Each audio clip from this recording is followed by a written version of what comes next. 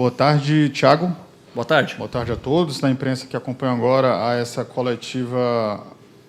entrevista coletiva de pré-jogo com o professor Thiago Nunes. Agradecer a presença da imprensa aqui na sala Sérgio Pinheiro e a todos que acompanham agora a gente pela Vozão TV. A gente vai dar início às perguntas com o repórter Caio Ricardi, do Sistema Verdes Mares. Vou começar por mim mesmo? Tá. Boa tarde, Thiago. Boa Caio, tarde. TV Verdes Mares. Tudo bem? Primeiro que foi uma surpresa quando a gente viu o nome do Thiago Nunes para dar entrevista hoje, porque dificilmente isso vinha acontecendo, o técnico dar entrevista assim pré-jogo, né? Geralmente só após o jogo, né? Entrevista após. Queria saber se foi um pedido seu ou foi a assessoria mesmo que convidou o Thiago e também já falar a respeito dessa partida contra o Cuiabá, né? Você falou ali que era importantíssimo, a gente viu os bastidores antes de começar o jogo do Fluminense, que tinha que pagar essa dívida, que tinha que vencer o Fluminense. E falando do Cuiabá, se torna ainda um jogo mais importante, que é para se distanciar ainda mais dessa zona perigosa? Sobre a coletiva, esse é um evento que a gente já deveria ter feito antes, né? Principalmente porque vocês também não têm tanto acesso aos treinamentos, né? E não é só aqui no Ceará, são muitos lugares assim. E também a gente conversa pouco, né? Normalmente a gente conversa pós-jogo. Eu sei que são algumas perguntas selecionadas também, né? Porque tem muitas perguntas que se repetem, né? Porque é enviado por áudio, então acaba que nem todos têm a oportunidade de conversar, perguntar. E aqui com mais tempo, né? Sem aquela limitação, né? De número de perguntas, a gente pode bater papo, falar de futebol e aí você conhece um pouco mais de mim, né? Conhece um pouco mais das minhas ideias, um pouco mais do que a gente vem tentando construir aqui desde a minha chegada. E a gente compartilha junto com o nosso torcedor também para tentar elucidar algumas dúvidas e criar outras também, muitas vezes, né?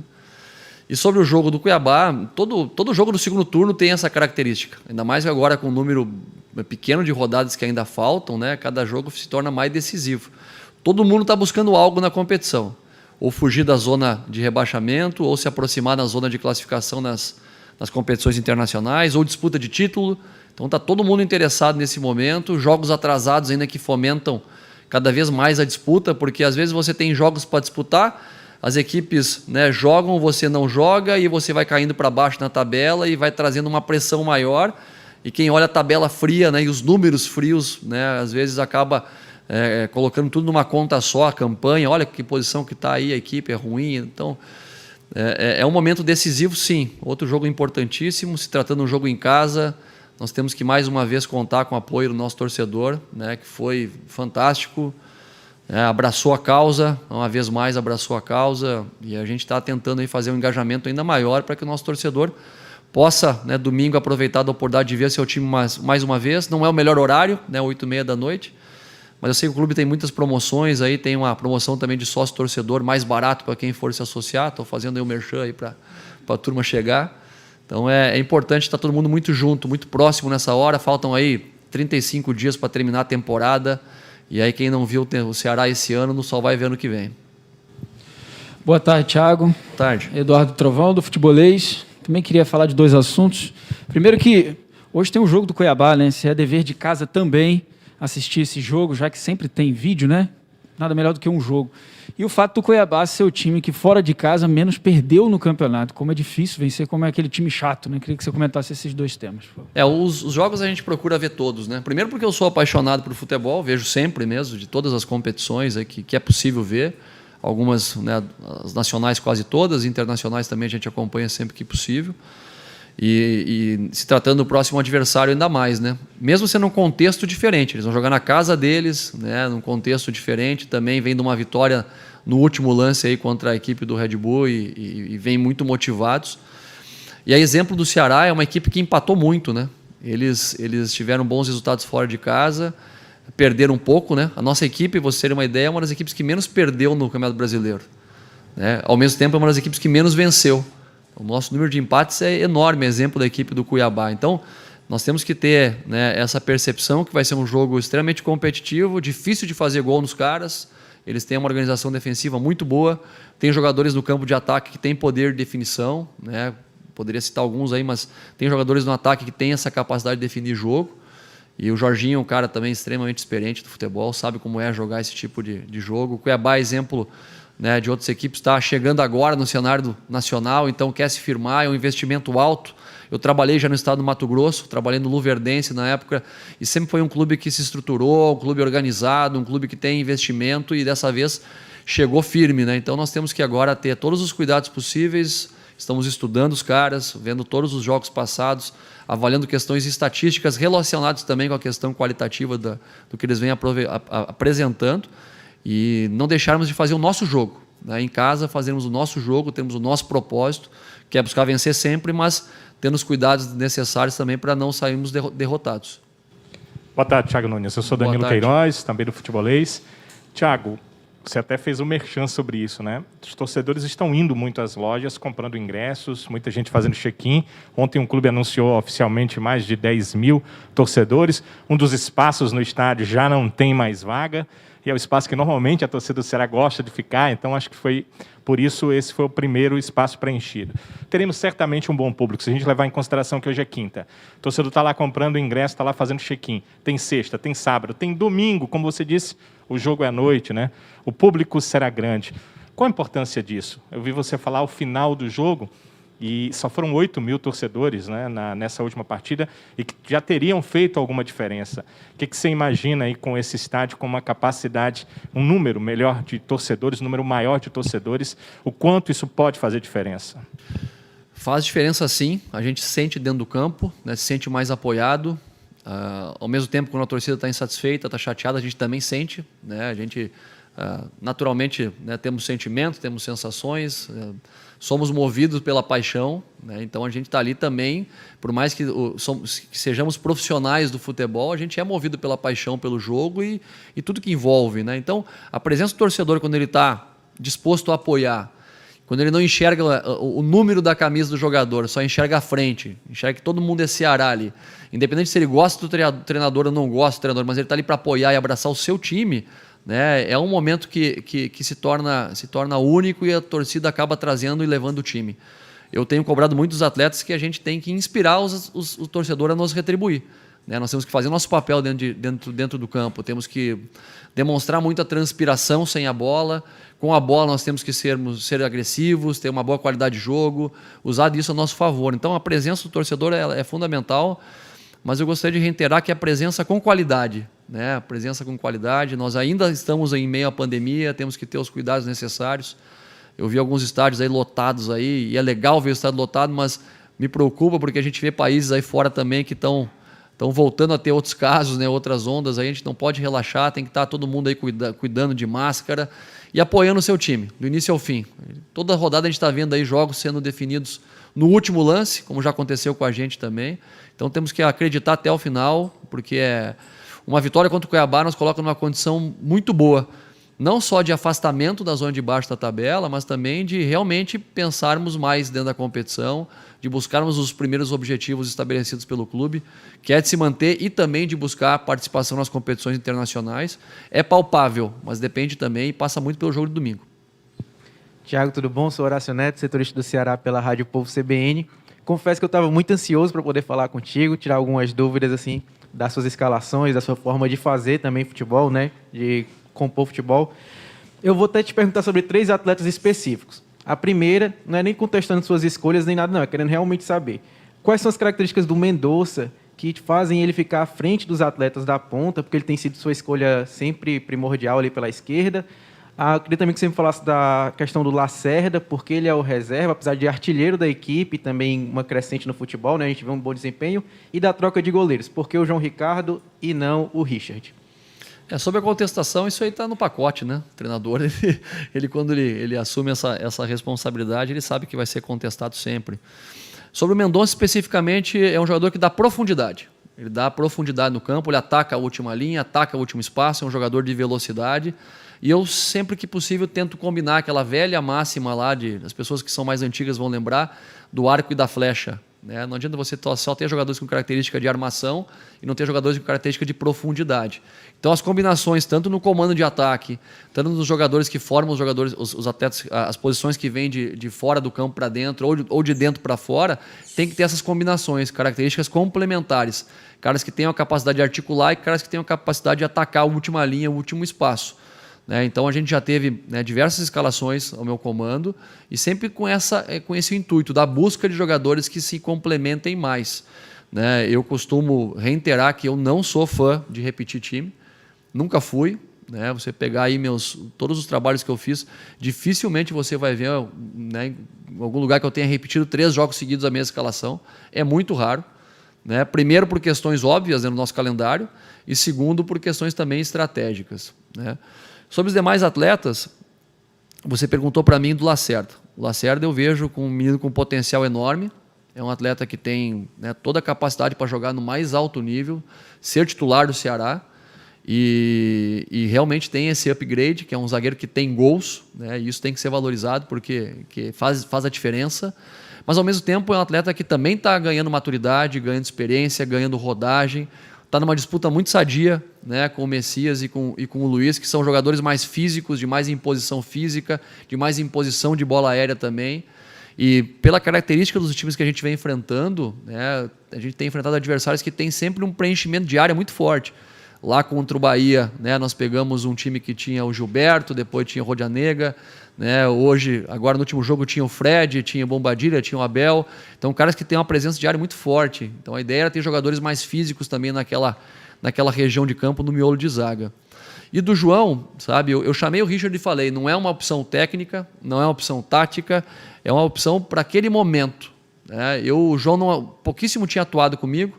Eu tenho atributos do João que eu gosto muito, que é da comunicação, que ele tem, né, junto à linha defensiva. É um atleta que tem por característica essa mobilização ali do sistema defensivo. Tem a característica do jogo com os pés também, que facilita muito a qualidade de jogo dele. A exemplo do Richard também tem, né? Mas é uma questão muito sutil de percepção e de sensibilidade. Se eu tivesse que pontuar exatamente um diferencial entre os dois, eu não conseguiria, mas é sensibilidade do treinador. Opa! Boa tarde, Thiago. Mário Boa Kempis, tarde. do blog do Kempis. Que bom você por aqui para a gente poder falar mesmo sobre vários Obrigado. assuntos. Eu queria falar sobre a parte tática. Eu gostei muito da sua ideia no jogo contra o Fluminense. Da expulsão do Gabriel, você colocou 5-3 e o Vina. Você matou o time do Fluminense, que só jogava bola aérea, e você percebeu claramente que vocês ganhavam todas. Por favor, explica pra gente qual é o esquema do Ceará, qual é o esquema tático, como você joga? É um 4-2-3-1, é um 4-3-3? Como é esse time? Pra gente até poder analisar e criticar e realmente saber, elogiar quando tem. Você falou bastante da profundidade do Mendonça.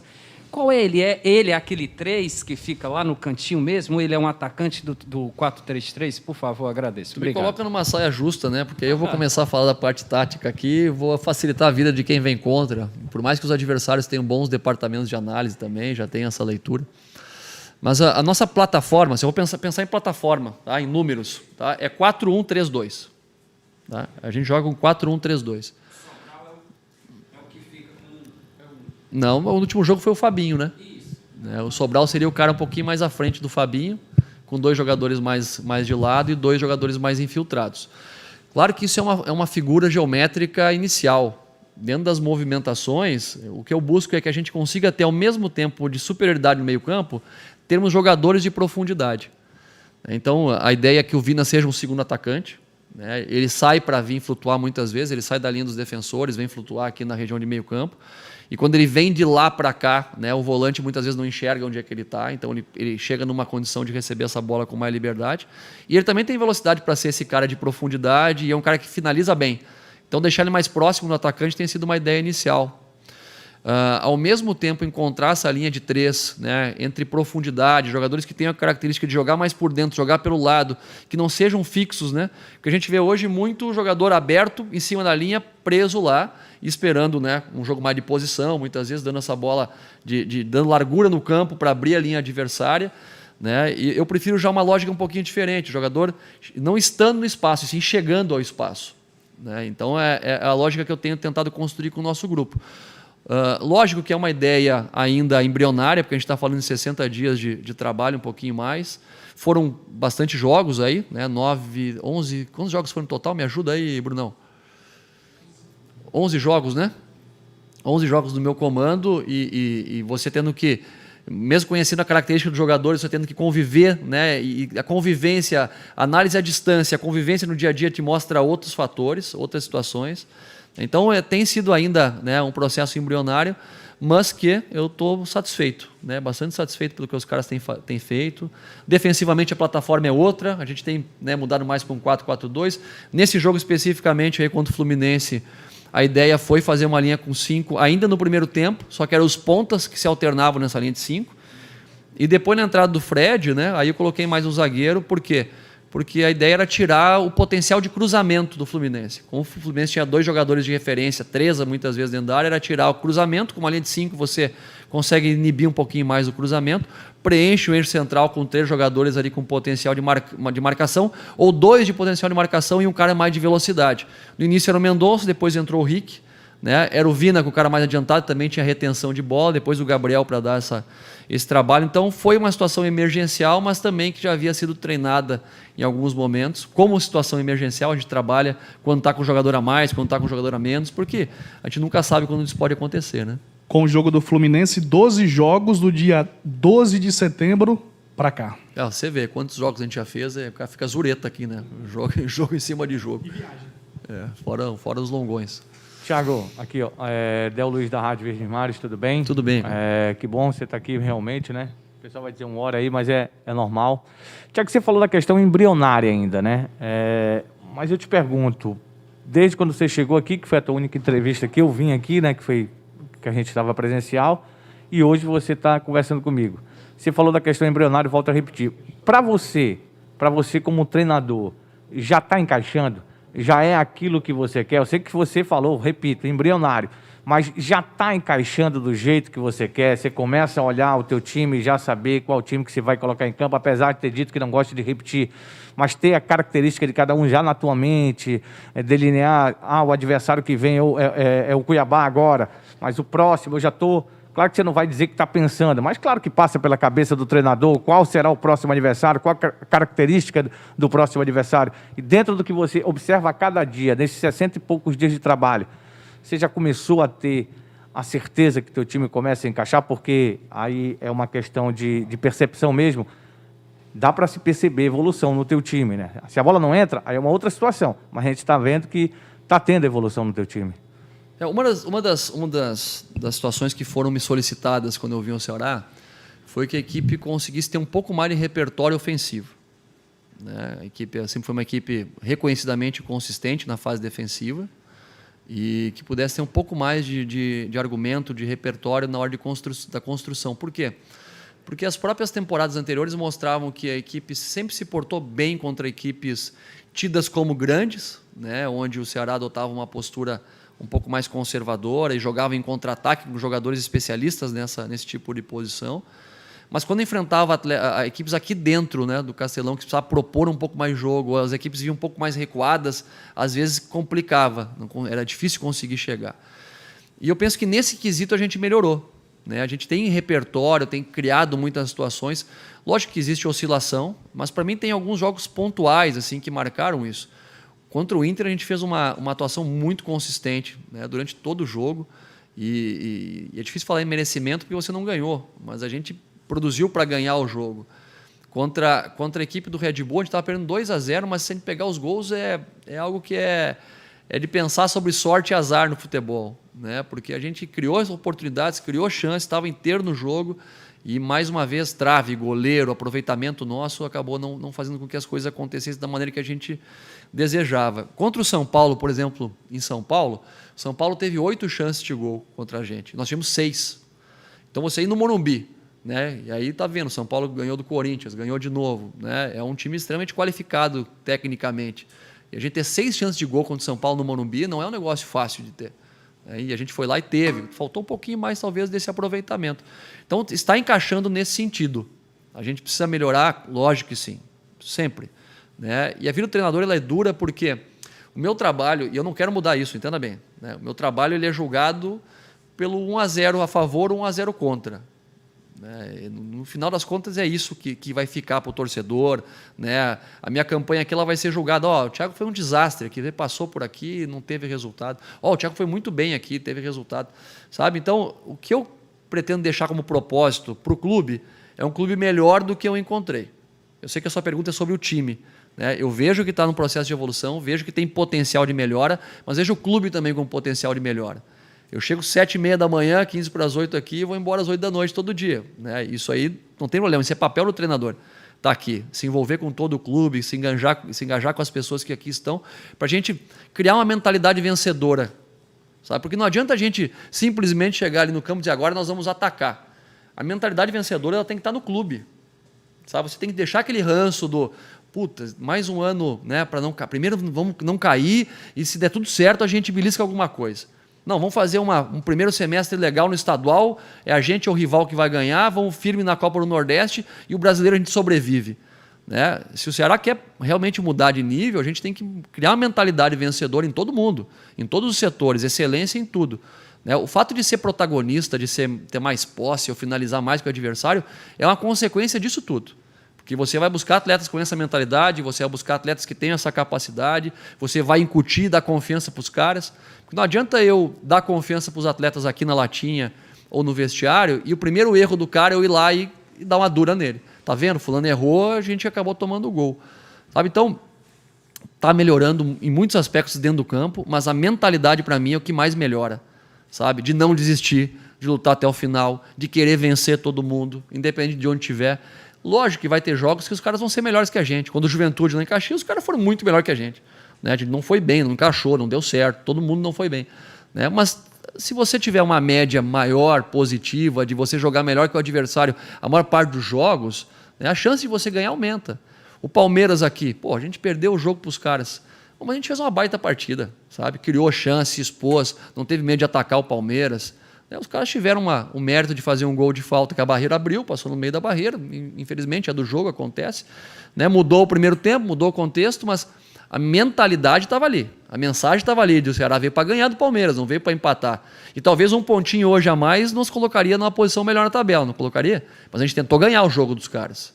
Então é nesse sentido que eu falo embrionário, né? No aspecto de dentro do campo, mas principalmente na mentalidade. A gente tem que mudar de nível, mudar a nossa exigência interna aqui para a gente conseguir lutar por mais toda a temporada do que ficar todo ano sofrendo, né? Bateu 45 pontos, agora tá legal. Para mim não dá mais, né? Você completou 2 meses, né, no comando do Ceará e, consequentemente, 2 meses morando na capital cearense. Eu lembro que no jogo antes contra a equipe do Palmeiras, que você citou agora há pouco, você chegou ali para aquela entrevista antes da transmissão, né, que a gente usa na transmissão, e você, em 1 minutinho, bateu um papo ali comigo e falou da cidade, e usou a seguinte expressão: não quero mais ir embora. Confesso que na hora que você disse isso, deu vontade até de brincar, dizendo assim, então ganhe, porque senão você vai. Né? Que a gente sabe como é a vida do treinador de futebol. Eu não disse isso, mas fiquei com vontade de... Pensei, juro que eu pensei.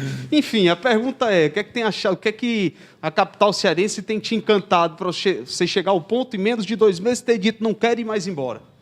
Porque quando a gente é muito bem recebido, né? Eu fiquei muito feliz, assim, eu não esperava o convite do Ceará, né? Porque a demissão que aconteceu do Guto foi muito rápida, acho que até inesperada para quem estava fora do contexto aqui do clube, enfim. Isso não diz ao respeito à coletiva agora. Mas o Ceará me procurou, sabe? Não foi meu agente, não foi ninguém que ligou para o Ceará para colocar meu nome. O Ceará me procurou. Quando o clube te procura, eu já valorizo isso. Né? Os caras querem contar comigo. E aí, quando eu chego aqui, eu fui muito bem recebido, sabe? Quando eu falo muito bem recebido, não é pela comissão do campo ali, que os caras vão tratar bem o homem que está chegando agora. Aí, né? Eu fui muito recebido por caras que estão aqui há 40 anos, né? Pelo roupeiro, pelo massagista, pelo pessoal do apoio da cozinha, o pessoal aqui da imprensa. Todo mundo me tratou super bem, me deu todo o suporte para me sentir feliz, confortável. Né? E isso, cara, é uma coisa que tem que ser valorizada, que para mim tem peso, porque vai em conta do meu propósito pessoal. Meu propósito pessoal tem muito a ver com deixar um ambiente saudável para trabalhar, sabe? Fazer as pessoas evoluírem, melhorarem. Eu evoluir junto, mas as pessoas que estão na minha volta evoluírem também, sabe? Se sentirem importantes, empoderar as pessoas. E quando eu sinto que tem um ambiente favorável para isso, isso me desperta, né, o desejo de permanecer, porque a gente vê crescimento, vê as coisas que os caras querem mais. E aí tu pode ter a oportunidade de fazer algo inédito, que ninguém fez. Né? A melhor campanha da história do Ceará no brasileiro foi o quê? Falaram para mim que foi ano passado, é isso? E foi 11º colocado. Para mim surpreende, né? Porque eu já fiz campanhas melhores que essa. Né? Então, pô, se eu for 10º esse ano, eu já vou entrar para a história do Ceará com a melhor campanha, né, em brasileiro. Então, eu tenho a oportunidade como treinador de participar de momentos inéditos do clube, não só no brasileiro, mas em competições internacionais, e a gente realmente fazer algo grandioso. É oportunidade. Né? E o povo, de maneira geral, foi muito caloroso comigo. Né? Mesmo a corneta da torcida, a pressão, entendeu? Todos. Né? Fim de semana, logo que eu cheguei aqui, eu fui numa praia, né, aproveitar o domingo, você vinha a Fortaleza, não vim na praia, é brincadeira, né? A gente estava de folga, fui na praia, o torcedor já me deu a escalação, tem que jogar esse aqui. Eu vou dizer que não? Pô, então eu falei, não, tem razão. Né? Então, faz parte, isso aí, tudo que é lugar é assim, mas o carinho, independente da circunstância, né, do time estar em um bom momento, mau momento, eu sempre fui muito respeitado. Onde é que normalmente a gente não é respeitado? Nas redes sociais. Nas redes sociais, mas aí não sou eu, é você, é todo mundo, né, cara? Todo mundo é assim. As redes sociais virou uma banca lá de vale tudo. Então, mas o tete a tete, o olho no olho, cara, até agora 100%, uma recepção muito calorosa. Minha família chegou a sexta-feira aí, vai ficar até o final da temporada, se Deus quiser, comigo por aqui, né? E aí ano que vem a gente vê o que acontece. Thiago, você falou de alguns ingredientes para o jogo de domingo, né? 2 times que perdem pouco, 2 times que ganharam uma pontuação muito interessante com os empates, que muita gente tem uma interrogação em relação aos empates.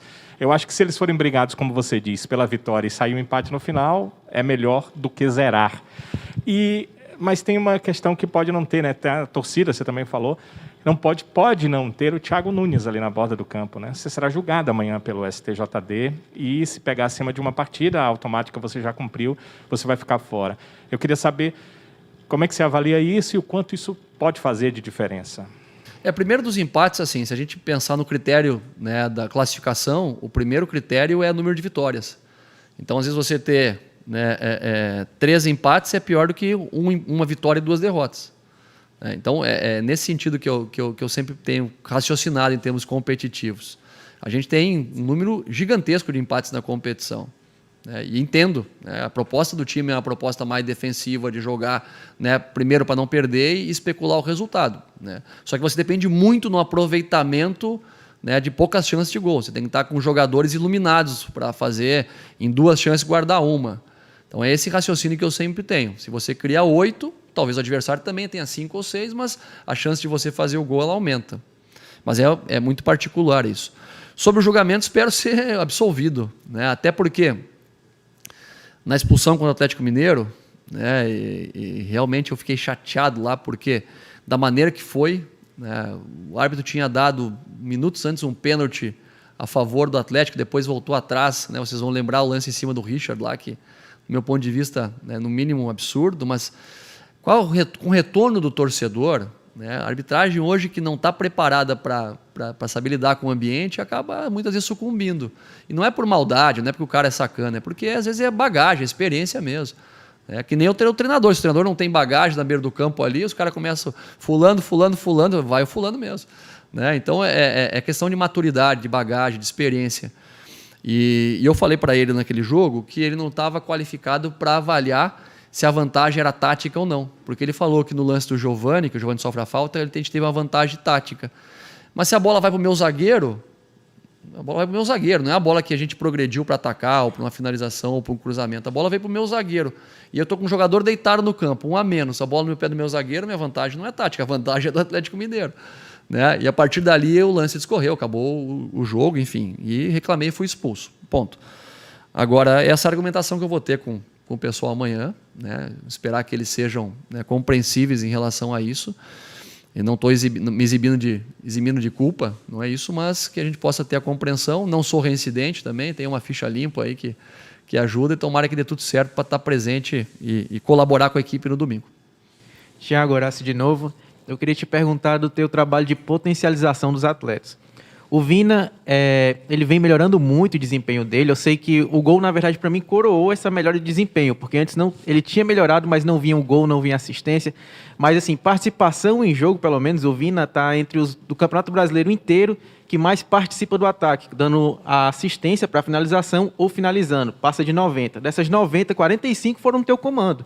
Então, assim, foi um crescimento muito grande de desempenho do Vina, em números, questão de finalização e de assistências para finalização, e também de erro de passe. O Vina saiu de uma média de 30%, de 20% de erro de passe para a partida, para alguns jogos que ele errou 0%, como foi do Bragantino, que ele não errou nenhum passe no jogo, e ele joga no setor do campo, que ele é muito explorado para errar passe.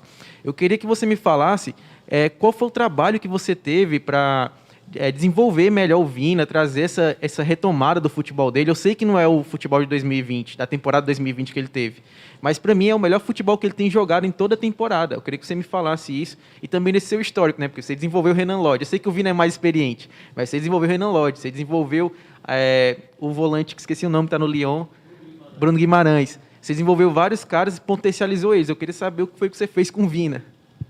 Não, primeiro que a diferença do Vina 2020 para esse ano é o gol. É isso, aproveitamento, porque ele continua criando chances de gol, finalizando, tá ali. Muitas vezes os goleiros estão mais felizes esse ano do que ele, né? Mas assim, o Vina é diferente, cara. O Vina é muito bom. Ele não é bom, ele é muito bom. Eu já trabalhei com um monte de cara bom, velho. Um monte, sabe? E ele é muito bom, sabe? Ele é um cara que, se tiver 100% fisicamente, tiver focado, cabeça boa, o que eu fiz com ele, eu falei, vai jogar, meu irmão. Vai jogar porque você é bom, você é uma referência para esse time, você é uma referência para a torcida, você é uma referência para o clube. E essa responsabilidade não pode ser peso. Ela tem que ser um prazer a ser desfrutado. Quando você é reconhecidamente um cara que se pede mais, é porque você tem para dar, né? Então, ele é um cara que a gente exige mais dele porque ele tem para dar. Então, tecnicamente, eu não ensinei ele a fazer nada. Taticamente, né, ele tem repertório, porque é um cara que foi formado em clubes também, reconhecidamente formadores, passou por vários lugares, por muitos treinadores. É um cara que absorve fácil a informação. É muito mais aqui, tá bem, tá de bem com a vida, vai ser pai agora, logo em seguida, sabe? Tá tranquilo, adora Fortaleza, adora, desculpa, capital do Ceará, os caras vão me matar, né? adora o Ceará, né? Então, é isso que, para mim, isso é o mais importante. O cara tá feliz, o cara tá de bem com a vida, tá tudo bem pro cara fora do campo. O cara tem que entrar ali e jogar bola, tá à vontade para jogar. Não posso colocar um peso em cima dele que não precisa, sabe? E assim como todos os outros. Sabe? Vai acontecer em algum jogo dos caras errarem, vai acontecer em algum jogo do cara tentar jogar e não dar certo. Mas o cara foi mal, mas tentou fazer. O bravo é quando você pega um atleta que ele não erra nunca. Esse que é o complicado. O cara que não erra nunca, sabe? Mas ele não tenta nunca, sabe? É isso que me chama a atenção. E você trouxe números muito positivos dele, né? Mas, ao mesmo tempo, eu sou um cara que fico muito pé atrás com os números. Sou fã da parte estatística, porque associo direto com a parte qualitativa, mas é muito fácil você recortar um fragmento pequeno de uma amostragem que serve para você ratificar uma opinião, né? Ratificar um conceito, né? Então, posso dizer, olha, meus amigos, nós estamos 3 jogos sem perder, né?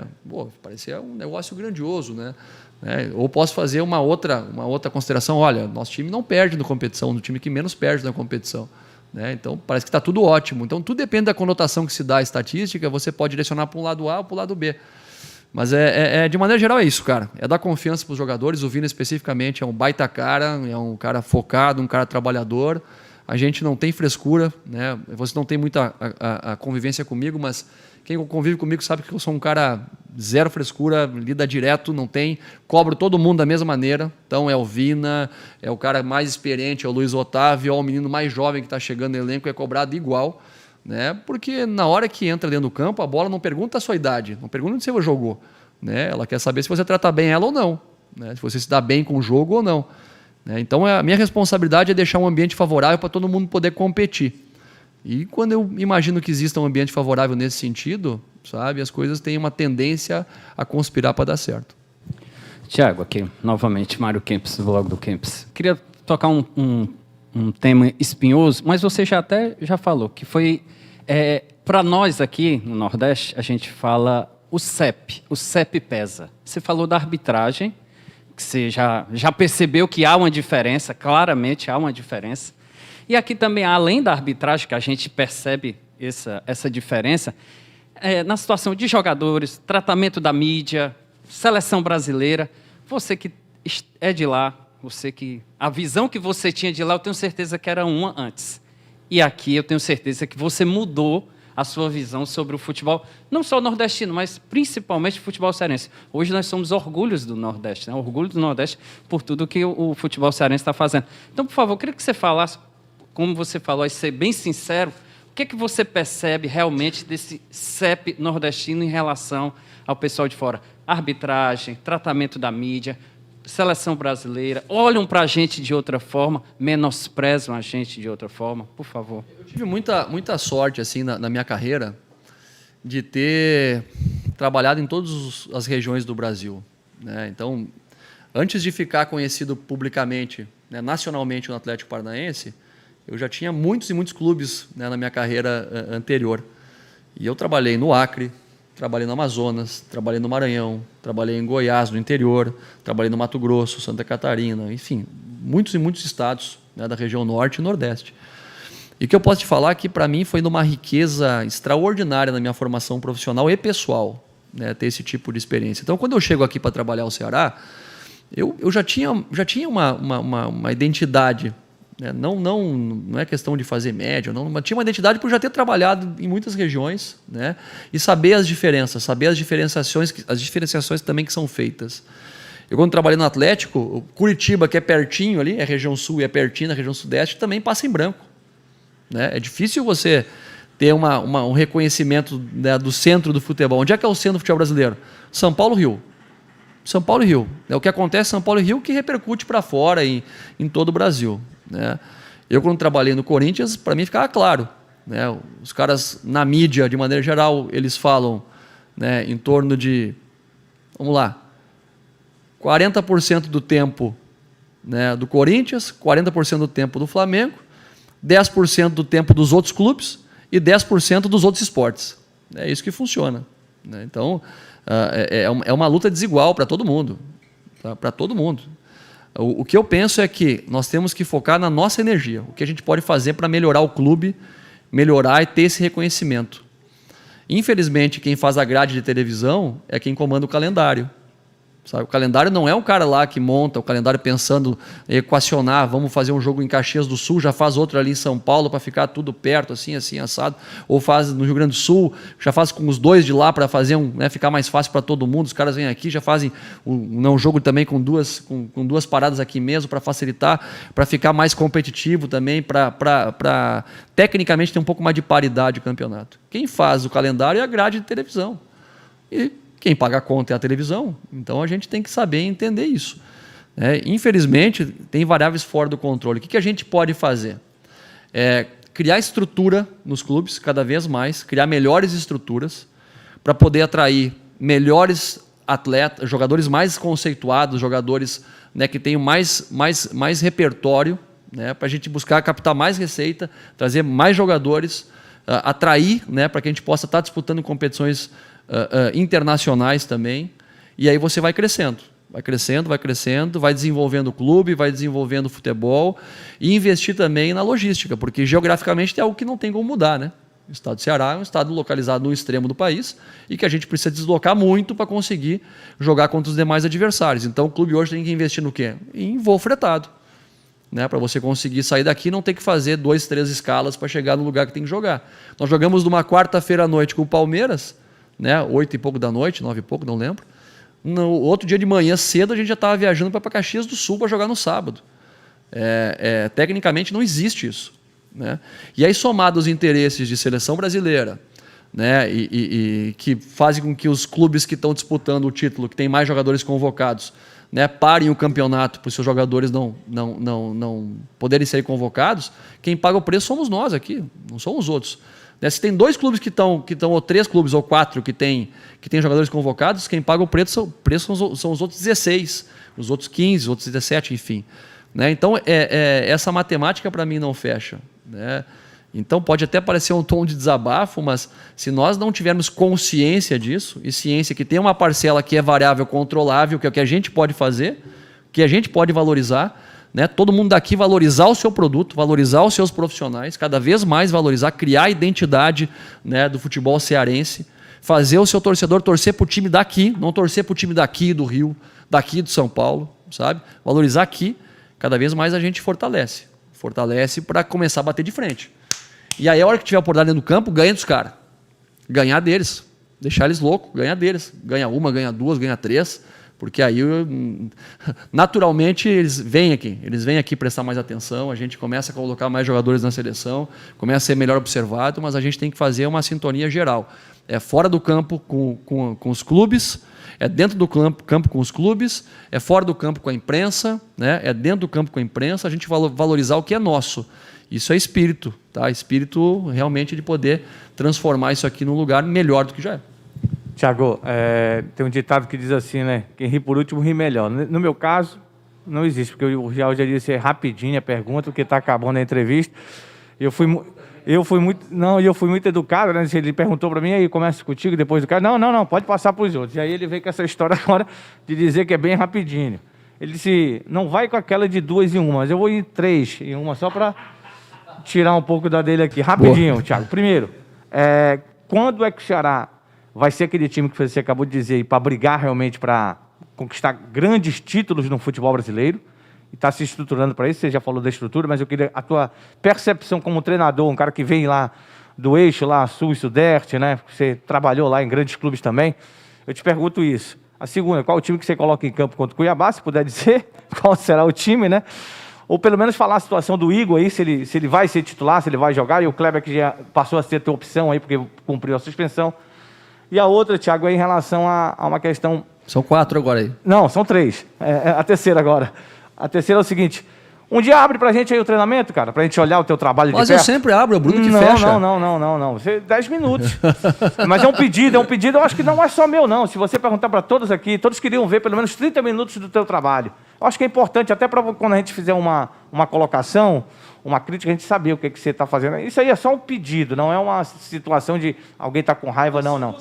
São 3. Né? O time, quando é que o Ceará vai realmente ser aquele time efetivo para brigar? E essa aí do coisa. Obrigado, amigo. Primeiro que o Ceará está preparado para competir nas competições de mata-mata. Tá? Competição a longo prazo, pensando no brasileiro, por exemplo, com a pontuação que pontos corridos, é muito difícil imaginar que o Ceará possa brigar para ser campeão. Tá? Competições de mata-mata, sim, tem condição de brigar, condição de chegar. Sabe? Porque aí é um outro perfil, é a competição que tem o fator local envolvido, que tem uma mobilização, né, que muitas vezes o não sofrer gol, né, tem muito peso nesse tipo de competição. E, então, nessa característica de competição, a gente tem chance de brigar sim para ser campeão. E aí poderia ter sido esse ano, pode ser ano que vem, pode ser daqui a 2 anos. Ponto corrido eu acho muito difícil. Tá? E quando eu falo mata-mata, inclusive competições internacionais. Tá? Dá para brigar sim, para chegar. No time, né, eu vou falar para ti exatamente 1 hora antes do jogo. Tá? Deixar lá. Posso falar exclusivamente para ele 1 hora antes do jogo, sem problema nenhum. E sobre o treino, como falei para vocês, eu cheguei aqui e mudei poucas coisas. Né? Eu perguntei, Bruno, como é que funciona? Não, aqui a gente libera só 10 minutos. Então tá, então não muda nada. Né? Mas vamos conversar assim. Vamos conversar, vamos fazer acontecer aí. Jorge, né? Liberando, a gente libera. Tem que falar com o Jorge, tem que falar com... Não, o Jorge está no Cuiabá. Ele libera lá, mas a gente libera. Eu estou preocupado também, eu tenho que saber se vocês são tudo Ceará mesmo, entendeu?